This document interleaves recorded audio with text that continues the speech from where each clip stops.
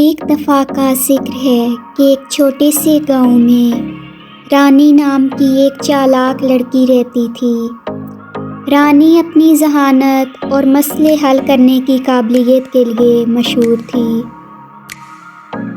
एक दिन जब वो झील के पास चल रही थी, इसे एक पुरानी जंग-आलूद चिराग मिली।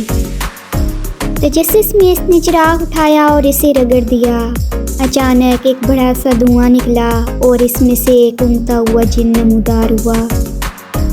वो ज़ोर से जमाई लेते हुए बोला, मैं हूँ जिन बोबू और मैं तुम्हारी 3 ख्वाहिशें पूरी करूँगा, लेकिन कुछ ज़्यादा मुश्किल मत मांगना, मैं बहुत सुस्त हूँ। रानी ने जिन की बात सुनकर मुस्कुराते हुए सोचा कि इसे एक सबक सिखाना चाहिए।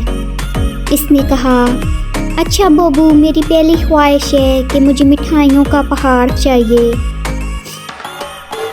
बोबू ने थके हुए अंदाज में अपनी उंगली बजाई और धड़म एक बड़ा सा मीठी चीज़ों का पहाड़ सामने आ गया।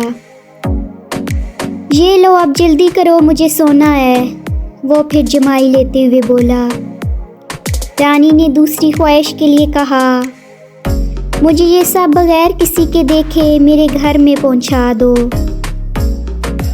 बोबू ने आंखें घुमाई लेकिन दोबारा अपनी उंगली बजाई। मिठाइयाँ गायब होकर रानी के घर में साफ सुथरी तरतीब से पहुंच गई। हो गया, अब मुझे आराम करने दो, इसने शिकायत करते हुए कहा।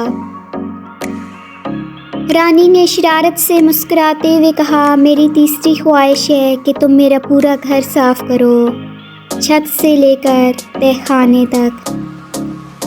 जिनकी आंखें हैरत से बड़ी हो गई, क्या ये तो बहुत ज़्यादा काम है, कुछ आसान क्यों नहीं मांगती। रानी ने कहा, तुमने वादा किया था कि 3 ख्वाहिशें पूरी करोगे, अगर तुमने ये पूरी ना की तो मैं चिराग रोज़ रगड़ कर तुम्हें बुलाती रहूँगी।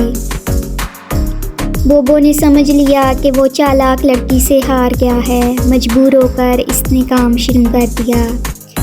इसने झाड़ू लगाया, फर्श धोया और हर कोने की सफाई की।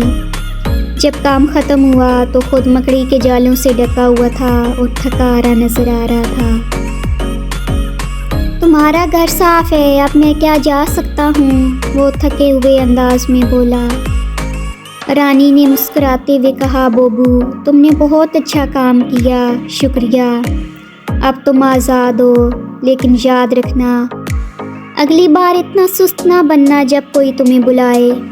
बोबू गायब हो गया और रानी हंसते हुए अपनी मिठाइयों से लुत्फ़अंदोज़ होने लगी, जो अब एक साफ़ सुथरे चमकते हुए घर में थी।